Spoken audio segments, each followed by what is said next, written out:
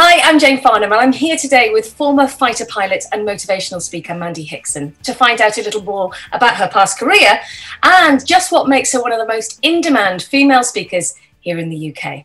So Mandy, thanks for joining us. Thanks, Jane. And after that introduction, quite frankly, I'm just feeling very flattered.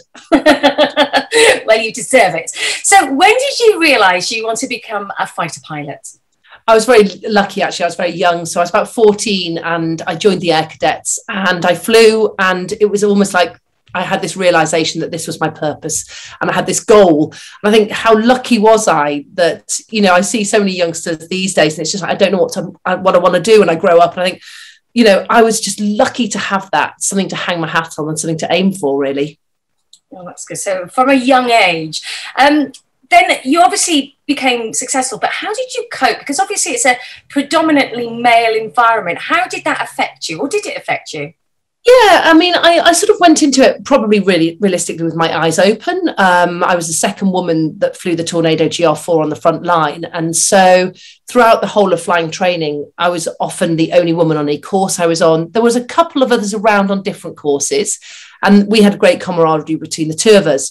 But one thing I had the whole way through was this amazing support network. And it just it really reiterates for myself that it's not necessarily about gender, it's about personalities. And it's about really, you know, just gelling with the people that we work with. And the people that got me through whenever I struggled, and I did struggle at numerous times in my career. At one point, I was facing a chop ride, you know, literally last flight ever in the Air Force. And it was my course mates that went the extra mile, all men, to get me through.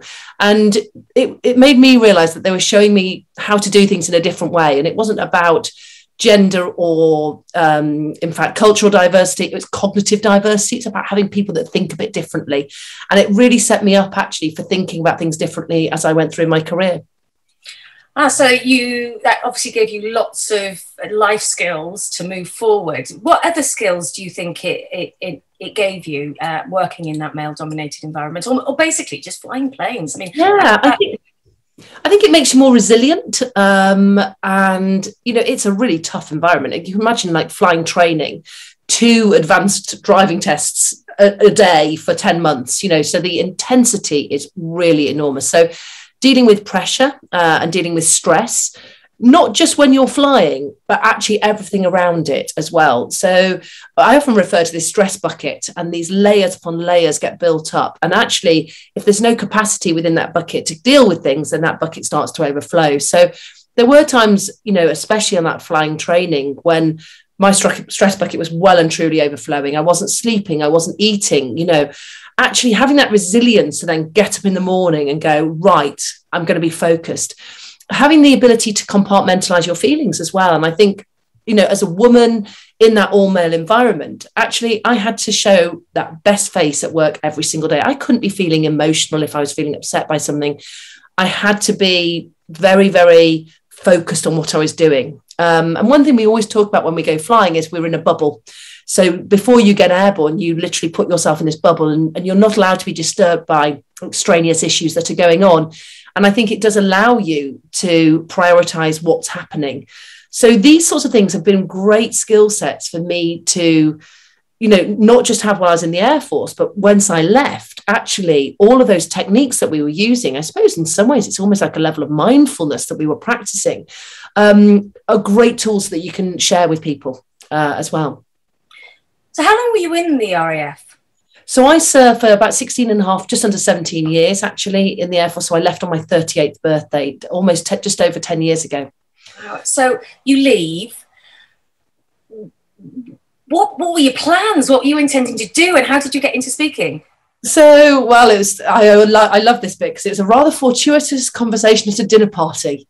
Basically, when pilots tend to leave the RAF, they nearly always go into becoming airline pilots because that's our skill set and that's what we do. We follow the process. And I was telling a story about being shot at in Iraq by a surface-to-air missile, as you do when you've had a few glasses of vino. And there happened to be someone at the dinner party that, oh my goodness, have you ever thought about becoming a speaker? And I was like, a what? We had a motivational speakers while we're in the Air Force. And he said, Mandy, I've got an event coming up. I just think you'd be brilliant. It was for all these CEOs from insurance companies, and it was all around risk and decision making under pressure. And he went, can you just tell that story? Literally, I want you for 20 minutes. I was like, sure. So I practiced and practiced. I had it on cards. Oh my goodness, when I look back, I can't believe I did it. And I went off to this event in Brocket Hall in Hertfordshire, and I was so nervous. And I did this speech, and it went down really well. And I thought, oh my goodness, people are paying me to talk about my stories. I thought, oh, I found a fantastic new career. And so actually I went off skiing, and I'll never forget, we were in this ski chalet, and this guy who's a barrister runs a law firm in London. And he said, and what do you do, Mandy? And I said, I'm a former Royal Air Force pilot, and I'm now a keynote speaker. And he said, oh my goodness, we're looking for one. So I was like, make it till you make it. But it's that whole belief system, isn't it? You know, I was telling people that's what I did. Well, why would they have any debate to, you know, think I wasn't telling the truth? I'd done one speech, so therefore I was a keynote speaker. Yeah. And and then literally I joined him at his law firm. Miriam Gonzalez, Nick Clegg's wife, was there. She was just setting up a big charity called Inspiring the Future. I got on board with that, which is all about going into, you know, schools and talking. And it's just literally, excuse the pun, taken off from there. Yeah. It's about saying yes, isn't it, instead of no, and taking opportunities. So you certainly stepped outside your comfort zone. So over the last 18 months, it's been quite hard for everybody. What do you think the most popular sort of hot topics have been, I suppose, for talking? What have you been asked to do and to really focus on? Well, Jen, it's a really good point, because I think, like anyone out there, we were all shocked to begin with, weren't we? And I think in the events industry particularly, we went from being full on, all these bookings, all these events coming up, to nothing. And actually, we all rode this corona coaster of emotions, and I certainly did.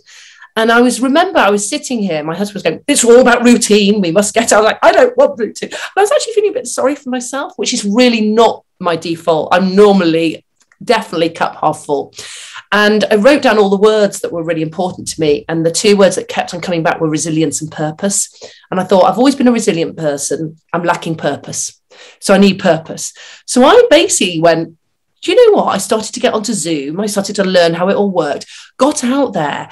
And actually within a matter of a couple of months, I'd made virtual show reels. I'd got a guy, he'd made a virtual show reel for me. I was putting that out to businesses, and they were going, actually, this is fantastic as a pep talk. In fact, we all need a bit of motivation now. And so I started to get lots and lots of bookings suddenly coming in. I was like, what do people want? And it was all around that resilience, about mindset, but also people just wanted uplifting. And actually they want energy. They don't want just a talk that's coming across in a 2D manner. They want energy from people. And do you know what? I've actually found I've really enjoyed the virtual world. I've been doing loads of workshops as well. And because I got really au fait with Zoom and all the different, obviously, other platforms that are available, but because I got up to speed on them, I felt really confident using them. So I was popping people into breakout rooms before other people were perhaps doing that.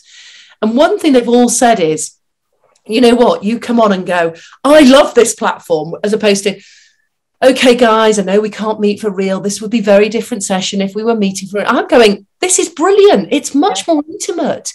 I'm getting questions. I mean, I've been doing it for 10 years now, Jane, and I'm getting questions that I've never really had before, because people are getting that level of intimacy, because you're on the screen, they're on the screen, you're in the same space. Yeah. They feel empowered to ask you whatever questions they want. Much more than you on the stage doing a presentation, and it's been really different, and I've loved it.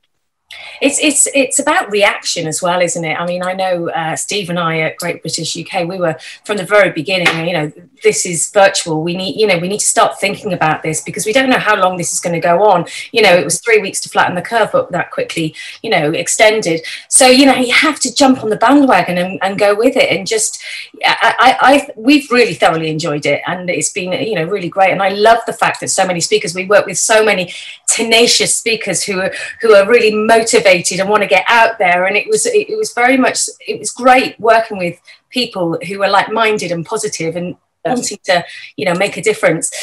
So tell me then, aside from the fact that you love doing the virtual engagements, what buzz do you get out of public speaking? Yeah, I've always loved it. So, no, I haven't actually. I don't want to lie to you guys. No, I used to be petrified of speaking, and I'll never forget when I did that. You have to go do a speech when you go through officer training, and I did this speech, and he said, "You clicked your tongue 17 times, and you said 40." I was like, right, I'm a rubbish speaker. And it's but a mindset, isn't it? Then when I did this speech for this friend at Brocket Hall, I just thought, oh my goodness, this is fantastic. And I love the buzz. Now, that is one thing that you don't quite get the same of when we're in the virtual world. You're not getting that interaction, especially when there's no faces that you can see. So I do always say to one of the organizers, please, can you leave your camera on so I can talk to one person at least, I can get a reaction. But one thing I love when it is live, it is that feeling of feeding energy from the audience, but also putting all that energy back in. And I've always been quite an energetic person. I'm sort of as E on the spectrum as it comes on the extrovert scale. And so I've always loved meeting new people. And so it just sits really well with myself, getting out there. When people say, are you happy to do drinks afterwards? Of course I am. I love it.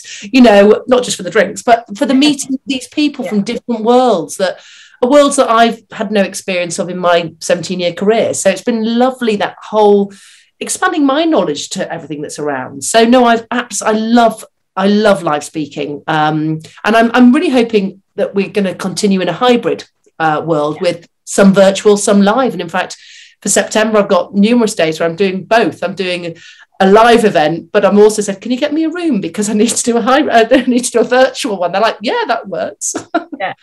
Oh, and it's so great. It's lovely to chat to you. I've been wanting to find out more about you for ages. And I know that my clients absolutely love you. So thank you so much for taking time out with us today. It's been lovely to talk to you. And if you'd like to book Mandy, then do get in touch with myself or Steve at greatbritishuk.com, or you can call us anytime on 01753 439 289. And once again, Mandy, thank you very much.